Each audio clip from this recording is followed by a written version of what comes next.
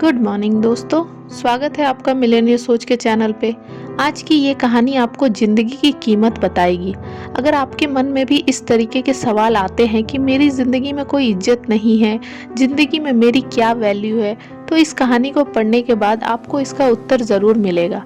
तो आपका ज़्यादा वक्त ना लेते हुए मैं इस कहानी को शुरू करती हूँ।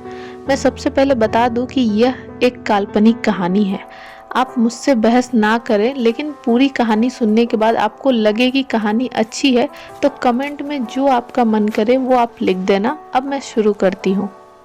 दोस्तों, एक बार की बात है। एक बार एक भक्त अपने आराध्य ईश्वर की प्रार्थना कर रहा था। प्रार्थना करते करते वह रो रहा था और उसने कहा कि मेरी ज़िंदगी में कोई कदर नहीं है, मेरी ज़िंदगी में कोई वैल्यू नहीं है, मेरा बुरा वक्त चल रहा है, कृपया मुझे कोई रास्ता दिखाएं। तो भगवान ने उसकी सुन ली और उसको एक पत्थर दिया, लाल चमकदार। जी हाँ, लाल चमकदार पत्थर। भगवान ने कहा कि जाओ और इस पत्थर की कीमत पता करके आओ, लेकिन तुम इस पत्थर को बेच नहीं सकते। जब तुम इस पत्थर की कीमत पता करके आओगे तब शायद तुम्हें अपनी ज़िंदगी की कीमत पता लग जाएगी। सबसे पहले वो एक फल वाले के पास गया। उसने फल वाले को वो लाल चमकदार पत्थर दिखाया और पूछा कि यह पत्थर कितने का है। तो उसने कहा कि इसके बदले तुम मुझसे 1 दर्जन आम ले सकते हो। लेकिन उसने कहा कि मैं इस पत्थर को बेच नहीं सकता, मुझे सिर्फ इसकी कीमत पता करनी है। फल वाले ने कहा कि मैं इसके बदले आपको सिर्फ 1 दर्जन आम ही दे सकता हूँ। आगे चला गया और आगे जाकर एक सब्जी मंडी में वो पहुंचा। सब्जी मंडी के जो थोक विक्रेता की दुकान पे वो पहुंचा तो उसने वो पत्थर कितने का है पूछा।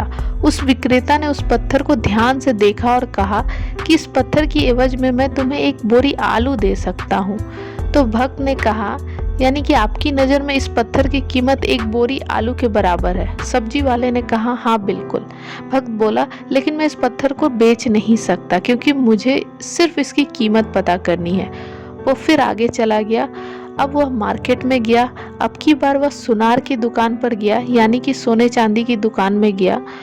वहाँ वह आधे घंटे तक बैठा रहा। सुनार ने पूछा कि यह पत्थर तुझे कहाँ से मिला।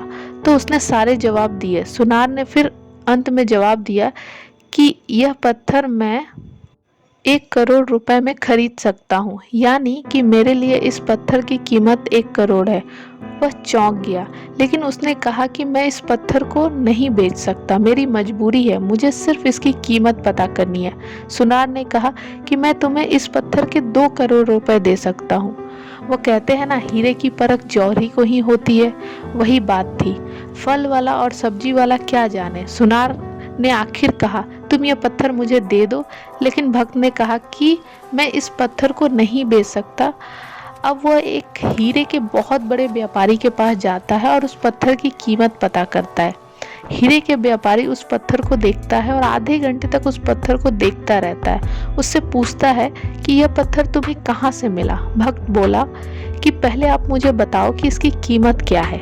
हीरे की व्यापारी कहता है कि इसकी मैं क्या कीमत बताऊं जो बेशकीमती है।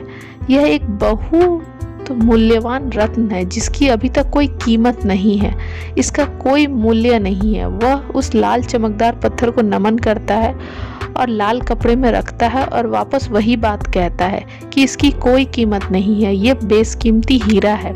इस दुनिया में जितने भी हीरे हैं यह उन सबसे कीमती रत्न है। अब वो वापस जाता है और भगवान से कहता है कि अब आप मुझे बताइए कि मेरी ज़िंदगी की क्या कीमत है। तो भगवान ने उससे कहा कि तुम गए थे एक फल वाले के लिए, इस पत्थर की कीमत अलग थी, एक सब्जी वाले के लिए इस पत्थर की कीमत अलग थी, और सुनार के लिए पत्थर की कीमत अलग थी, और हीरे के व्यापारी के लिए पत्थर की कीमत अलग थी।